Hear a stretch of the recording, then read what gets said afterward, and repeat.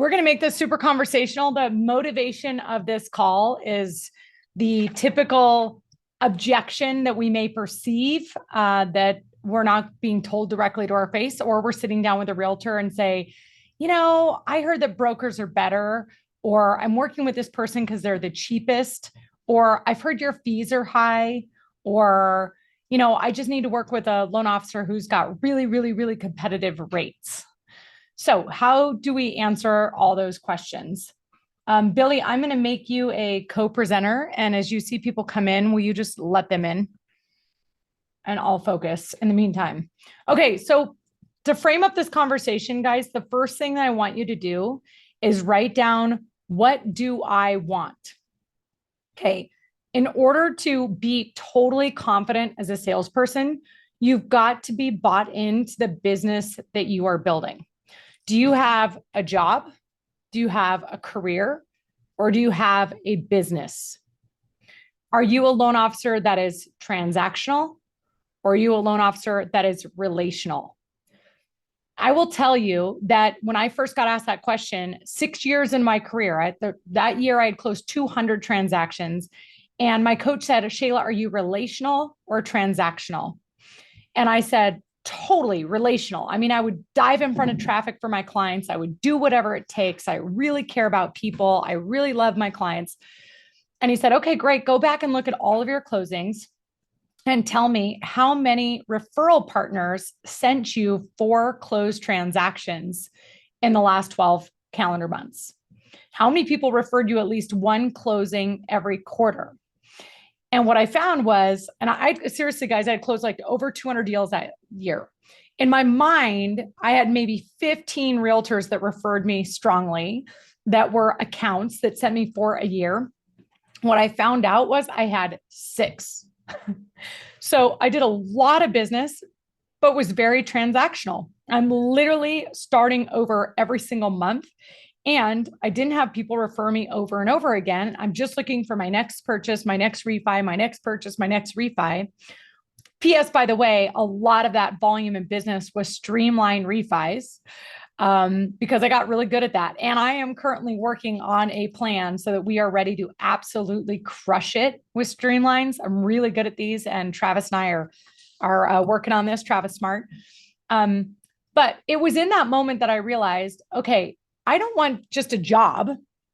I don't want just a career. I want a business. I want a highly referred business. And I want to have a really stable foundation of referral partners that refer me strongly and over and over and over again. So what do I have to do as a loan officer to be worthy of being referable?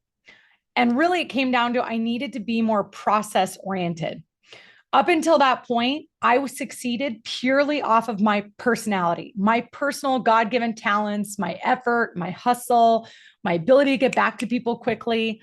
But it wasn't because I had a very clear vision of my business and the way that I was going to follow up with leads, that I was going to meet with realtors, that I was going to, onboard new referral partners, that I was going to provide consistent communication and value so that I could have a highly referable business that was process oriented. So when I think about what I want not only a business that's profitable and that's highly referable, but something that I'm really proud of.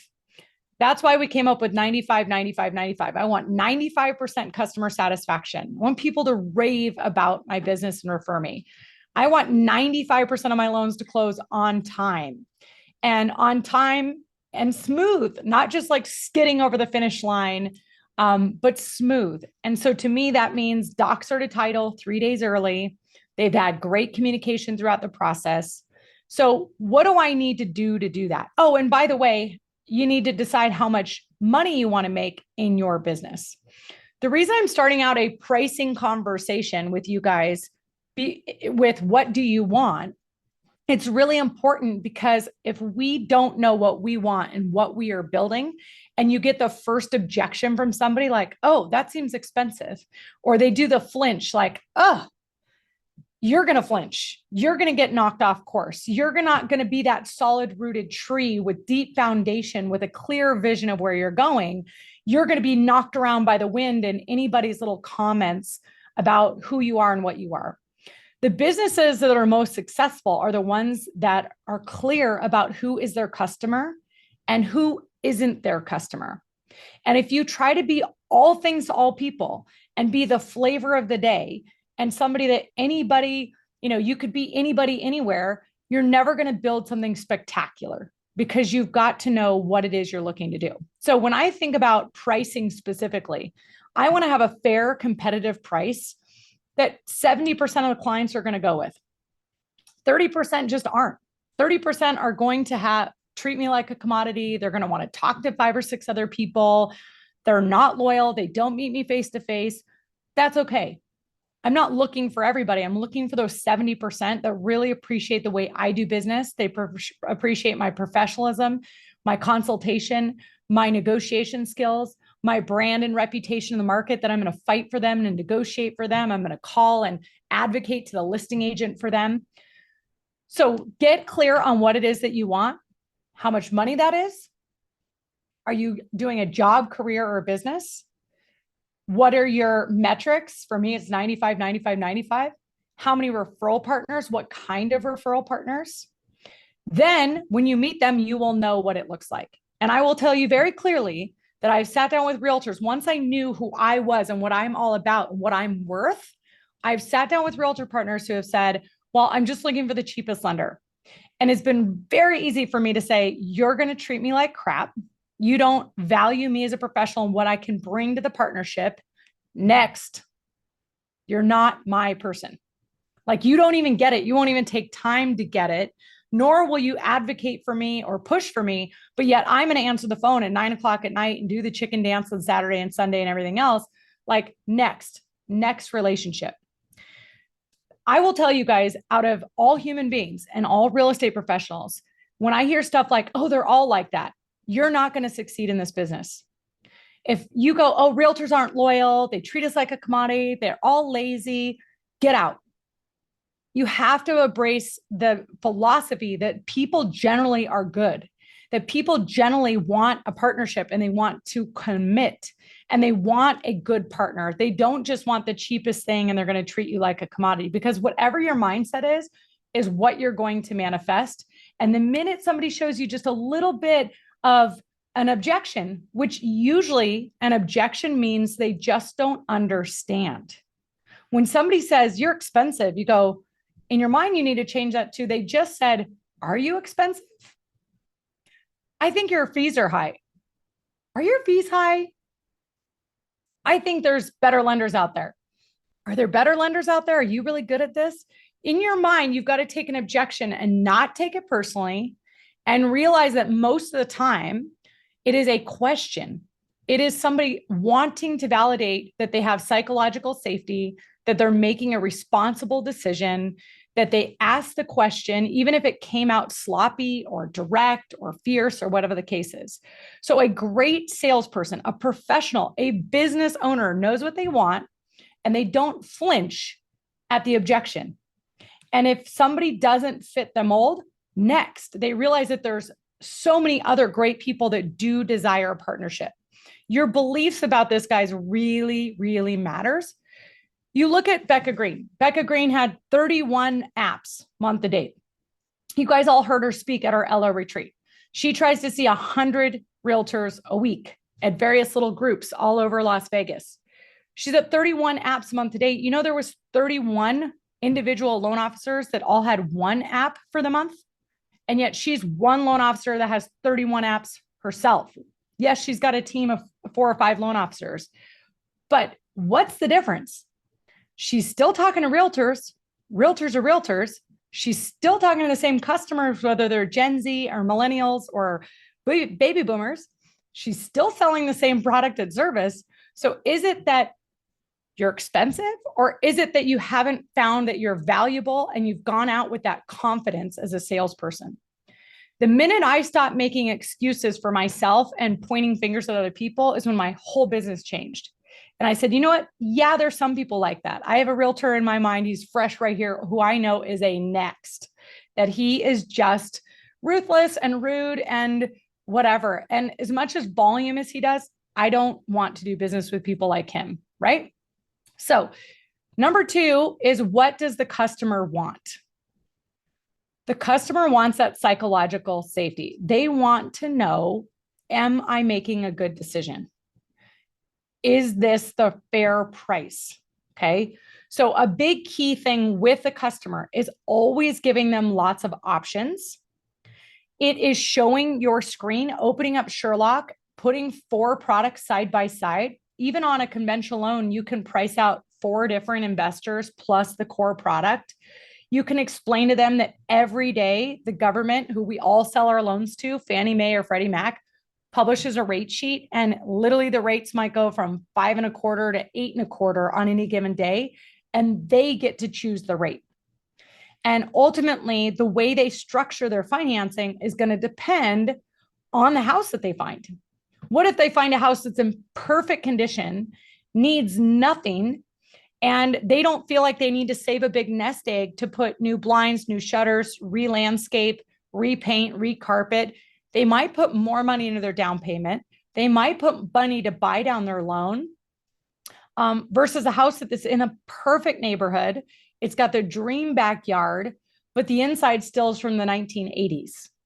They might take a higher interest rate, conserve their cash, and then look to refinance. So when you talk to customers this way, you go, look, the most people overpay for their mortgage because they don't get real consulting. They don't have somebody sit down and think about the balance of their whole life and the investment they're making, this home that they're buying, and think about the most efficient use of their cash. And I want you to know that the reason I get highly referred over and over again, and you referred to me by Sally Small over here at Sierra Nevada Properties, is because I really have your best interest in mind. It doesn't matter to me. I don't get paid more or less, nor does any loan officer. It's against the law for any loan officer to get paid more or less based on the loan program or your interest rate. So if you want a 5% interest rate or you want a 7% interest rate, it doesn't matter to me. My job is to advocate for you in front of the underwriter and make your case and make sure you get this loan approved. My job is to fight for you within the real estate community if we have multiple offers and advocate why yours is a great offer. My job is to help you make decisions between investments, or if you're going to eke up your price or buy down your price and how you structure it. That's what my job is as a loan officer. So at the end of the day, I want you to know we're number 1 in market share. We've been in business for 63 years. We offer fair, competitive, awesome rates. We have all these products, but at the end of the day, you're really choosing the person that you're working with. So you coming to meet with me today is really important, because if I'm not the right loan officer for you, if you don't think I'm the right person to suit your family and help you accomplish your goals, you need to find the right person, the right loan officer that's going to do that. And so often people go online or they, walk into a bank and they're dealing with the rookie who has no experience, that has no brand recognition, that has no relationships in the market. And that's when you hear those horror stories where they get to the closing table and their payments way higher than they thought it was going to be. The money they have to come out of pocket's way higher. There was a stat in 2008 that loan officers are ranked top 3 scum of the earth behind used car salesmen and attorneys.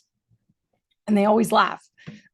Yeah, right behind used car salesmen and attorneys, because you hear these horror stories of the bait and switch. You're told one thing and it happens another.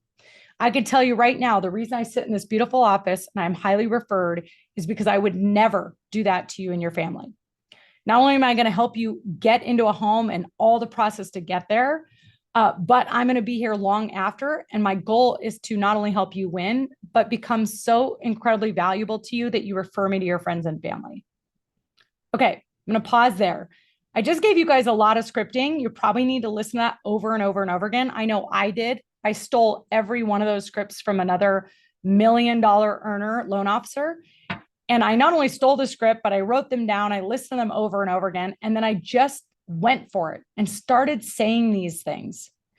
Because guys, if we're not going to confront the issue, we're not going to talk about the fact that people really want to know they got a fair deal and what we do. What does a loan officer do? You guys know that on social media, if you put your name and loan officer, that maybe 80% of the people, especially Gen Z, what is a loan officer? What's an officer? Do you guys carry a gun on your belt? Are you what kind of an officer are you? So we have to explain to people what they're choosing, what is our value, how loans work, that they get to choose their interest rate, that no matter what they choose, your compensation is not different. Okay. Now, I also want you guys to talk about, listen, there's a couple different places that you could get a mortgage. Okay. You could go into a bank, you could talk to a broker, or you could work with a mortgage banker, which is what we are. Okay. Now, if you go to a bank, the downside of working in a bank and mortgage is generally the real estate community does not fond of that. Banks generally don't perform on time. They don't have local operations. You might work with somebody here on a call center or in person, but you're dealing with an operational center underwriting out of Kansas. The other problem is usually the banks hire all inexperienced people because they get walk-in customers. So if that inexperienced loan officer messes up a loan, that's okay. They'll get another customer in tomorrow.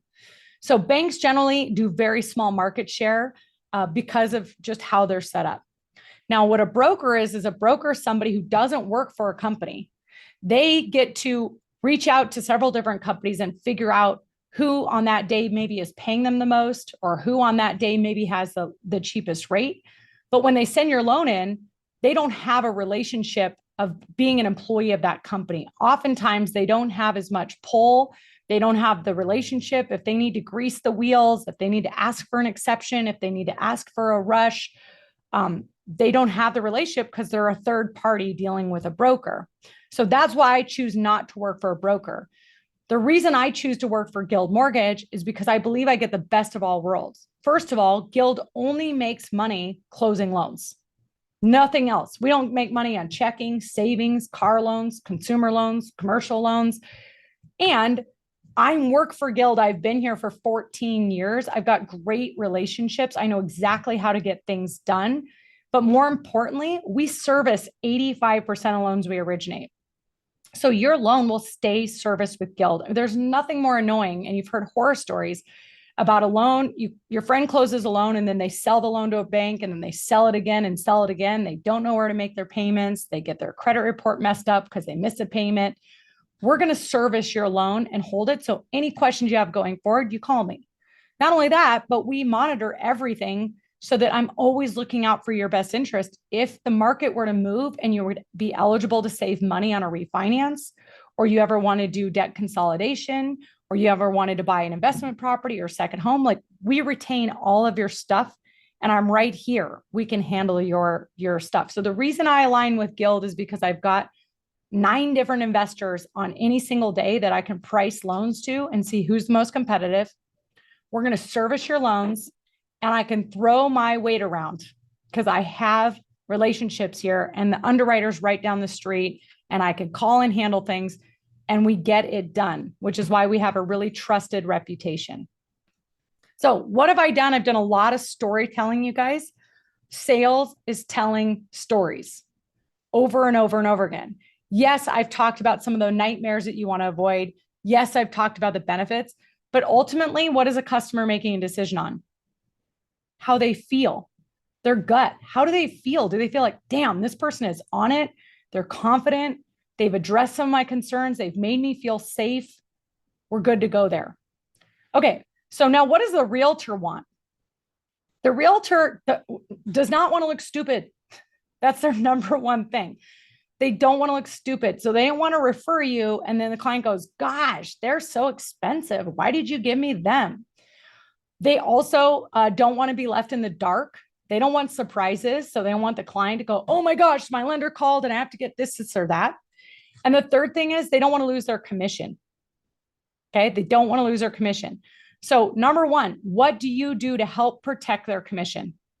What do you do in terms of your follow-up, your presentation skills, your ability to teach about the market and create urgency, How do you sell and edify that realtor? How do you follow up with a hot shopper every week?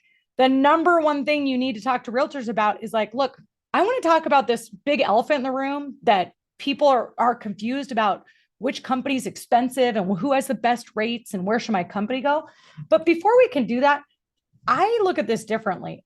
I think if there's a partnership with a lender, if you're going to put your neck on the line and refer someone, if you're going to extend your reputation to refer, then you need to know that person's going to protect your commission, because there's nothing worse for you to sit in an open house for 3 hours on a Sunday only to have a loan officer drop the ball and another realtor pick it up because an online lead or a shopper at an open house is connected with like 9 different realtors at any given time. So if it's okay, I want to talk about how we might work and how my process goes to get a really strong conversion rate and to protect your commission. Is that okay? Yeah. Oh, yeah. Now I just took you from being over here worried about, are you guys expensive? Are your fees high? To like, hey, could we just set that aside for a minute? Because that's a big elephant in the room that people don't understand. But I'd like to spend this meeting first talking about how I'm going to help you make more money and protect your commission. Is that cool? Don't launch into a meeting on the defensive, teaching them something that really doesn't matter. That would be like if they sat down for a listing appointment and the seller right off the bat said, hey, before you even get into your mumbo jumbo and your thing or whatever else, I just need to know, what's your fee? What are you going to charge me? A listing agent will be like, well, it depends on the services that you're looking for. It depends on what you want to do. You want a bare bones service? You don't even want it in the MLS. You want it in the MLS, but I do nothing. Do you want drone footage? Do you want professional photography? Like, what are you looking for? Same thing with the loan officer. I don't know. Do you want to work with a call center loan officer that maybe has been in the business for 2 minutes? You guys know that if you get an LE from a competitor, you can go look up their license history and the MLS, and you could send that to the customer and go, wow, looks like this person's only been in the business for 4 years. And the last 4 years have been very refinance heavy.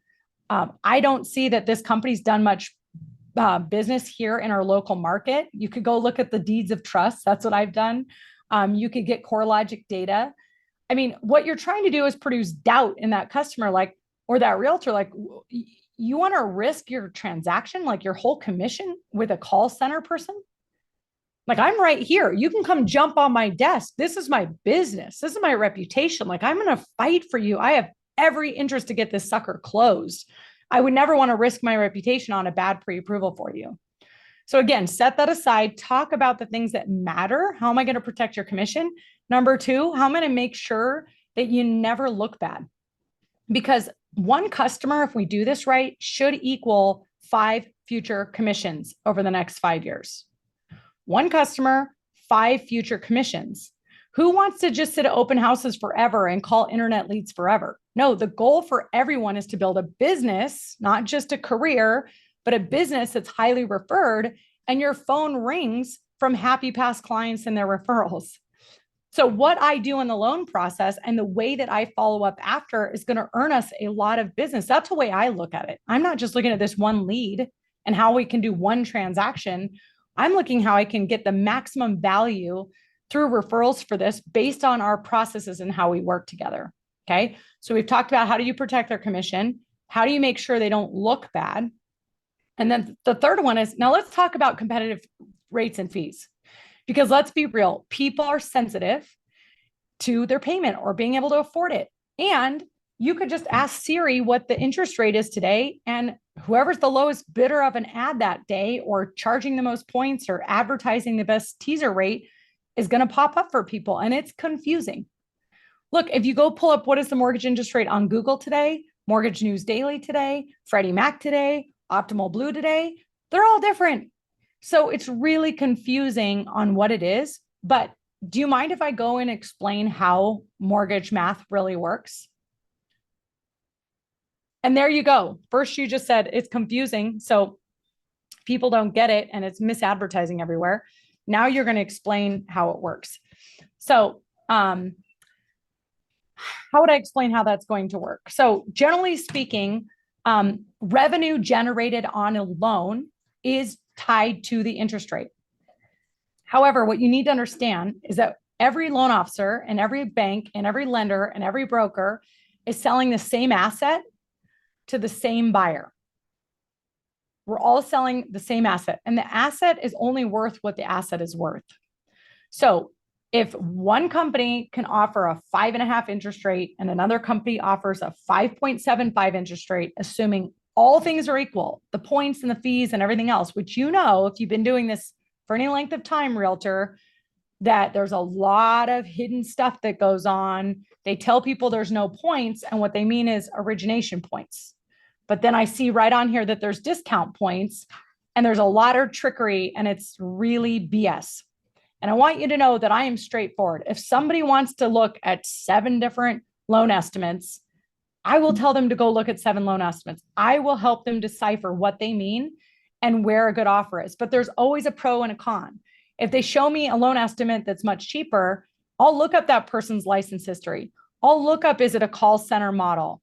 I'll look up, anything that I might know about their performance, because you pay, if you get a cheaper thing, generally you get cheaper service, and maybe you don't get your offer accepted because it's an unknown pre-approval letter, or maybe the deal closes late, or other kinds of pain or costs that happen. But at the end of the day, the cost to manufacture a loan is relatively the same. I mean, there's no secret sauce. We all have to pay for underwriting. We all have to pay for processing. We all have to pay for quality assurance, compliance, and legal. Some people have access to great technology and some people don't. So that's a cost. Some people have access to really great tools that make loans easier and faster and more seamless for the borrower. For example, many of our loans, we don't have to get pay stubs, bank statements, or assets, because we pay for auto validation tools to do that. We have incredible technology that integrates all those systems. So that's why we get our loans closed so quickly, is because we have that ability. Other people's don't. Some people will pay for an office space because they want to be in a really professional setting. And other people work from a call center, or they work from their basement at home. So what I will tell you is the average loan brings in about $10,000, $12,000 in revenue in this country. Where that revenue is split up is a little different depending on the business model. Okay. So the first bucket is the corporation. So out of a $400,000 loan, roughly 50 to 75 basis points, which for a realtor, they don't know, but roughly $2,000 to $3,000 is going to a corporation. So that could be Gill Mortgage, that could be United Wholesale Mortgage and Broker, that could be PennyMac, that could be Bank of America, that could be Academy Mortgage, but that's where that money goes. What does that pay for? All of it. Processing, underwriting, shipping, quality assurance, finance, accounting, legal, compliance, loan reserves, correspondent lines, interest costs, all the stuff that has to happen. Then the remaining, $9,000 or so generally goes to the broker, the branch, to then be split with the expenses and the loan officer. That's that. So why would somebody say a broker is better? Well, maybe what they're trying to do is they work from home, so they have no office space. They don't have technology. They're just using the very basic loan origination software. They don't have a CRM that they use, so they follow up 25 times. They don't have a post-closing experience. They don't do gifting. They don't do client parties. They don't do HomeBot, BombBomb, Mortgage Coach, MBS Highway, all the things that we think we need to really give an incredible customer client experience. They don't use LoanBeam to automatically take complex tax returns. They don't use Account Check or Work Number VOEs to auto validate and streamline the process. So can they cut out some costs? Sure. In fact, there's some loan officers that they get paid and their company doesn't even offer them benefits. Their company doesn't offer them benefits. They don't pay payroll taxes. They don't pay any of that. So it looks like it's cheaper, but that LO at the end of the day ends up having a big tax bill, ends up not being able to ever pay for an assistant or pay for marketing. So what I'm trying to say to you is, on a loan by loan basis, you could always find somebody cheaper. That's the truth. If somebody wants to find the cheapest hotel, they can go look at 25 and stay at the cheapest. But here's what I found with human nature. 5% of people want to pay the most. They literally want to stay at the most expensive hotel, buy the most expensive airline seat, buy the most expensive car, buy the most expensive bottle of wine at the menu. That's 5% of the population. They just go right to the most expensive. There is 85% that want in the middle, that want something that's fair priced, but they don't want to be in a creepy hotel or be with the cheapest insurance or be with the cheapest restaurant. Like there's some skepticism in being in the cheapest. Like that, there's something but 10% want the cheapest. They will buy the cheapest shoes, the cheapest food, the cheapest everything. Those people in that 10% are not my customer. And I will gladly help them figure out as best as I can the least risky option of the cheapest. But what I'm telling you here is that I want to build a sustainable business and be competitive. I compete every single day. I see loan estimates from every other company in the planet, from a broker, from a bank, from all the different competitors. And I can tell you, I confidently know that I'm in the ballpark and always going to work my butt off. There is even opportunity at times where I've taken and will take less compensation to earn the deal because it matters to me that I help that client and I help you as a realtor. Just like in a listing agreement, you might say, I'm never going to take less than 6% because I'm going to bust my ass and I'm going to invest in all the best marketing and I'm going to work an open house. I'm going to network my face off to get it sold. I'm going to go above and beyond and give exceptional experience. I deserve 6%. It costs me money to run my business. But yet still, there's some customers that you'll do a 5% or a 4.5% listing for. And I'm the same way. So I want you to know that I'm flexible. I've been given that opportunity. But overall, the cost of the cost in terms of underwriting and everything else. And every day I get calls from recruiters. Every day I have the opportunity to go switch my career 10 more times to the next cheapest place. But the reason I choose to be at Guild Mortgage is because of those things I told you.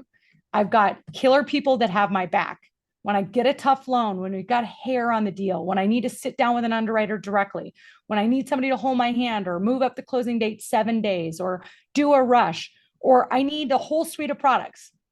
Most brokers, they only handle like the creme de la creme. They can't take on the ugly crap because those wholesale lenders don't want it. They don't like the hair on it. They don't like the bond programs and the grant programs. Like I've got all the programs. So I can help you with every one of your customers, not just your creme de la creme customer. So all that to say, I want to be competitive. I want to be aggressive. In fact, there is a program I have at my fingertips right now called the Lender Paid 1.0 Buy Down. I think it's called a Payment Advantage or something like that. I take a reduced compensation for it because basically what I do is I offer the customer to buy their interest rate down by 1% for the first year. So if their interest rate would have been at 7.5, I'll do it at 6.5, or if it's 6.5, I'll do it at 5.5. And for that whole first year, I'm subsidizing their payment by reducing my commission. I throw in my commission to help them. Now, I'm willing to do that for your next 3 clients or in the first quarter or whenever you see fit, you want to throw that around. I trust you because I want us to earn more business together because every one client should equal 5 more clients. And I'm a long-term thinker. I'm a business person. And so I want to offer that for you and let's do it together. We could go co-brand a flyer if we want, but that's something I'm willing to do. Or I'm willing to take roughly 1% of that loan amount and help buy down closing costs or buy down the interest rate. But I want you to know that you can't run around telling everybody Shayla will give you a discount all day long because I would never be able to grow my business and help support you grow your business. It would be like you told me, Shayla, for some clients, I'll do a 5% listing and I just went out and sang it from the rooftop. So if you protect me, I'll protect you. I just want you to feel solid that I'm a professional. I see every option every day, and I'm at the right company that can help you grow your business. Okay, so that's that. I'm going to open up for any questions, and then I want to talk to you guys about industry stuff actually, because I have Stratmore data on number of loan officer licensees and also what the real revenue and costs are in the industry so that you can kind of have more industry specifics that just make you more of a badass. So let's see. Hi, Shayla. Let's see. What was the third 95, 95, 95, 95, 95% customer satisfaction, 95% closing on time, 95% closing smooth. Some close on time, but they don't close smooth. I want 95% of the time, all three of those to happen. Oh, and I see if you guys already responded to that. Okay, does anybody want to come and role play with me? If you've gotten stumped by somebody, or you're wondering if somebody's in the not next category, or you need to have a very like direct conversation and don't know how to do it.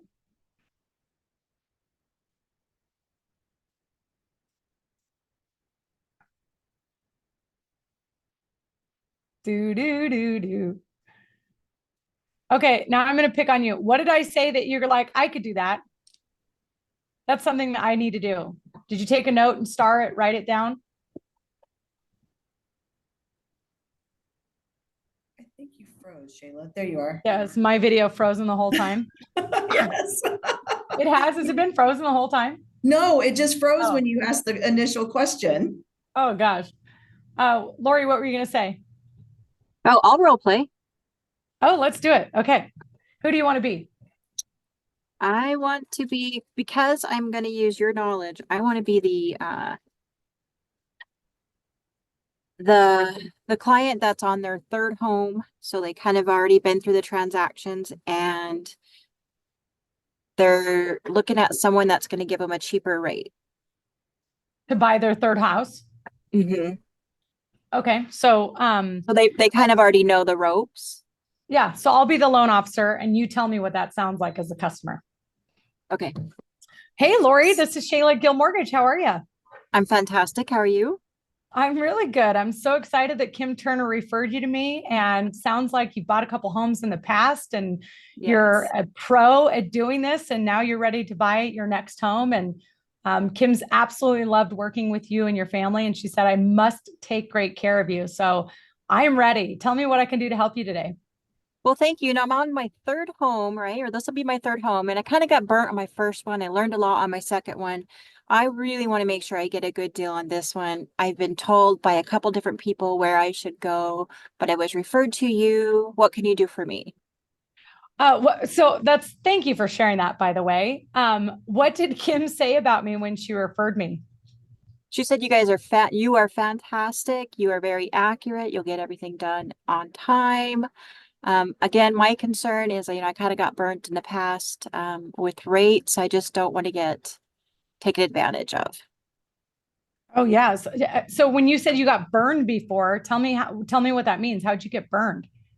Soon as I closed on my loan, I talked to some friends, and they had all recently closed on theirs with a much lower rate than what I got, and I didn't understand why. So I feel like I was taken advantage of. So this time I'm shopping around, and I want to make sure that I get the best rate.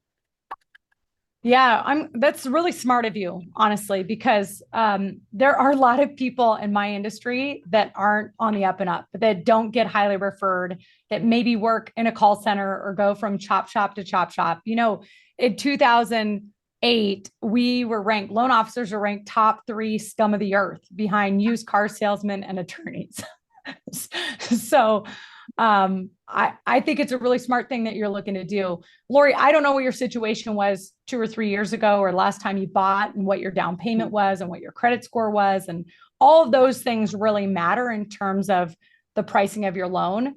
Also, it really depends on the investment that you're buying, how long you're going to stay in the property, if you need to make repairs to the property, how much you're actually wanting to put down versus save in reserves. So the way I approach my business is very much a consultative approach. You could call me and I could just take a loan app and do your loan. But I think there's many call centers. At some point, the computers will replace us to do that kind of stuff. So I think the reason that Kim highly referred you is not only because we're accurate. If I tell you what your numbers are going to be, that's what they'll be at title. I always guarantee my numbers for accuracy. And if I'm wrong, I pay for it. But also because I really dig in at a deeper level to understand your overall picture. If you told me that you're buying this house and you're going to live there for 3 more years, but you got a kid starting in college, or you're going to have an aging relative that needs to move in, or you're having somebody looking to retire, we're going to structure your financing based on your overall financial goals.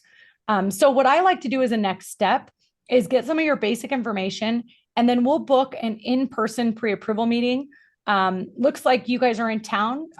So ideally we meet belly to belly, like old school, and I can really do a good analysis for you and educate you on your options. So why don't we do that? What is your, and then I go right into the loan application. That's fantastic. Okay. Was that That's good? fantastic. Yep. And I think all of us probably have some struggles with comparing ourselves to the local credit unions, which we should never do because, they're getting paid a quarter and we're not, right? I mean, we are there 100% for them. So I'm going to give you some of the Stratmore data. And I don't know if credit unions are in there, large banks are in there, but so generally if somebody says, hey, yeah, I've got this credit union interest rate, then you could say, oh, that's great news. I always, when I'm buying a car or whatever, check the credit union. But at the end of the day, in a real estate transaction, who you're working with for a loan depends more on just the institution. It's the person, really, the loan officer, the me, that's going to set up your loan properly, structure it, advocate to the underwriter, who's going to call that listing agent and advocate for you and use my reputation as an independent business person in mortgage to help you get there. So the only thing I have found, Lori, oftentimes the credit union will have great teaser rates or starter rates or promotions because oftentimes they're nonprofit, right? They just are. But what I've also found is loan officers, none of the experienced professional, long-standing loan officers work at a bank or credit union. They are all independent professionals that have a practice that they're highly referred to. And so that's the only risk I would say in working with a credit union is you might be working with somebody who's really new, who makes some small errors that turn out to be major delays in the process or big changes to how the finances are structured late in the game and you're scrambling to find money. But listen, I want to remind you that you came highly referred to me by Vanessa. I promise that I'm going to take great care of you and work through the process. And if it makes sense for you to get a second opinion, meet a second loan officer to see if they work the way I work and maybe fit your family best, then I would totally encourage you to do that.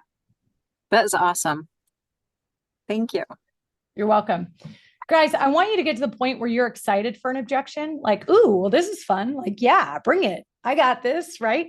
The takeaway close is super important. Like, hey, I totally understand if you need to meet other loan officers to see if somebody is better than me. Remind them that they're choosing the person. And when you're talking to another person to person and they like you, they're going, oh, I don't want to go pick another person. I like you. I'm here. I've given you all my stuff. You make me feel comfortable. But remind them they're choosing the person. They're choosing the loan officer because we all sell the same asset. Like if you walk down the street and talk to someone else, they're going to put the loan with Freddie Mac, just like I'm putting it with Freddie Mac or Fannie Mae. They're going to sell to VA just like I'm selling to VA. So at the end of the day, it's really choosing Shayla versus choosing them, right? So, and then of course, when they're saying, well, I heard I could get lower rates, or I should shop rates. Well, let me just give you a little bit of a backstory on how this worked. Ever since the internet came around, they've made it infinitely more confusing for consumers. Honestly, like let's go look at Wells Fargo's rate website and let's look at the fine print. Let's go look at Rocket rates and let's go show what they show you. And then you scroll down, that interest rate comes with only 25% down and 2.5 points. Do you know what points are? And they're like, not really. Well, gosh, if you had a $400,000 loan and you paid 2.5 points, you're paying an extra $10,000 in a fee to close that loan. Now, maybe that makes sense for you. Like I could sell you $10,000 in points, sure. But it doesn't make me any more money or less money, whatever rate you get or what you pay in points. Again, I want to go back to what is best for you, given the asset that you're buying and the structure of your overall finances. So you just keep coming back to, this is who I am. This is what I do. This is why you were referred to me. This is why, guys, it's so important to work on getting a highly referred business, because I just saw a post today on Rebecca's page, like 85 to 90% of people want to do business that they were referred to somebody. We all still feel leery about an online nobody that we don't know. We all still feel a little leery about reading 5-star reviews and that maybe they were paid for, that they were fake. There's nothing like being highly referred, which is why that realtor meeting up front is so important. Okay. It's why every time you see somebody else's LE, you educate realtors like, God, this is what I just saw. Like, I can't believe this is the industry I'm in and this crap is still happening, but this is what I see people get, tricked by. Those realtors that are like, oh, and they fight hard for you. So anybody else before I go into these last two pieces? I've already kept you guys 48 minutes, I noticed. No? Okay. One thing you got to note about competition, because rates have to do with competition. Loan officers have been galvanizing themselves in their margins and their comp.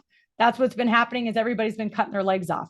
It's the same thing that would happen if all of a sudden Reno had 500,000 people and they opened up 3 mega gyms. They would all slash prices at each other to try to be the low cost leader and to beat the other two out. That's just what's happening. So, but look at this, guys. We've been talking about total licensees. Total licensees of mortgage got up to almost 125,000 by the end of 2021. Mid-year of 2023, it's down to 88,000. It's projected that we'll be down to 70,000 licensees. Now, we're not feeling that right now because volume, actual units in the marketplace, just purchase units came down 40% in the last 12 months. Purchase units came down 40%, and then refis went completely away. So the available pie went down by like 80%. But we're seeing, this is already like 45% of loan officers are already out. They're not renewing their license. So it'll be really cool to see when that comes up. The last thing, the second to last thing is the average loan officer income. So in 2019, the average loan officer in the country made 158,000. Write this down. In 2020, it went up to $276,000. Why do you think everyone in Tom, Dick, and Harry wanted to become a loan officer? Because the average made 276,000. In 2021, the average made 251,000. Then in 22, dropped to 142. And last year, halfway through the year, the projected was 123. That was through June. This is Stratmore data. Stratmore takes about, 20 of the biggest banks and independent mortgage bankers, and they submit all of their information into Stratmore. And then we get this third-party data. That was before interest rates went up to 8%. So I have a feeling that the average loan officer made less than 123,000 in 2023. But why will we see less pressure over time? When rates come down a bit, you got refis. In fact, on the streamlines, there's already broker shops that they've now started mailing like crazy on streamlines. Every government loan you guys close, you better be telling them exactly the rules. You have to wait 210 days. This is a government guideline. However, every chop shop, sleazy person out there can buy these lists and send you a bunch of mailers. They can even put government seals and stamps on them, make it feel like it's coming directly from the government and it's not an advertisement. Some of my clients get these fake checks in the mail. You're going to see all kinds of stuff because people have been desperate for loan volume. But I will tell you what, I'm watching you directly. I know exactly when that comes down.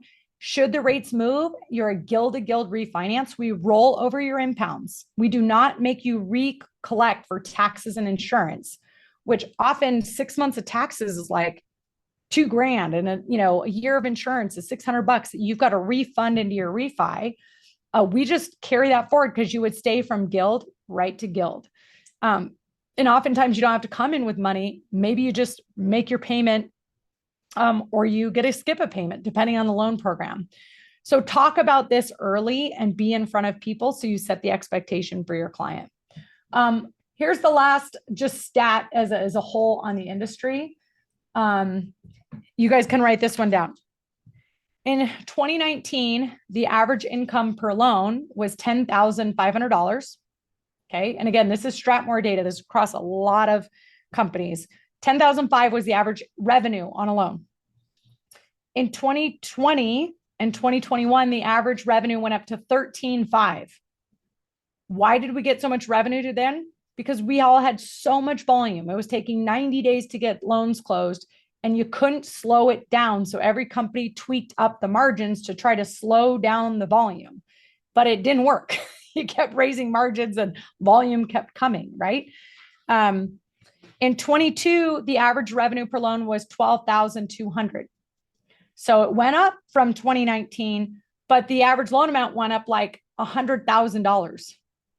So loan amounts went up 100,000, but the revenue did not move that much. Okay. And finally, in 2023, it's gone even down from 22. The average revenue was about 11,800. Okay. So depending on your loan size and where you're at in the country, loans are bringing in about $10,000 to $12,000, and it's where you split up the money and how it works. But you still got to have payroll expenses. You still got to have, benefits. Hopefully maybe you have an office, maybe you don't, maybe you have technology, maybe you don't, maybe you have training and marketing and sales and coaching and underwriting support, maybe you don't, but we're in the same business of manufacturing the same product, right? Now, here's the expenses per loan, and then we'll finish. In 2019, the average loan was $8,800 in expenses. So out the door, underwriting, processing, funding, legal, compliance, marketing, loan officer compensation, everything, $8,800. So that means mortgage companies made about $1,600 a loan. Okay. It's kind of a normal market. In 20 and 21, the expenses went up to about $9,500 a loan. So why did they go from 8,800 to 9,500? Because we were paying overtime like mad. We are giving people surge bonuses because our underwriters and funders and processors are working like 7 days a week. We were paying retention bonuses to our operations team. We were paying recruiting bonuses to recruit and steal operations staff from other people. So the cost went up. In 22, the cost went up again because we had a much less loans. They went up to $9,900 a loan. So in 2022 was the first time that we brought in 12. It cost $9,900 a loan. Did I do that right? Because I thought that we lost money as an industry in 22.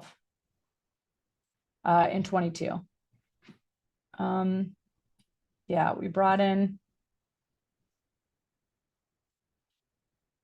11.8. Sorry, it cost 12.8. No. In 22, it cost 12.45. We brought in 12.2 and it cost 12.4. So as an industry in independent mortgage banking, we lost $169 a loan in 2022. In the first half of 2023, we're bringing in 11.8. So revenues came down and cost went up to 12.8. So we're losing $1,000 a loan. Why? Because we all have the same office spaces and we're doing 40% the volume.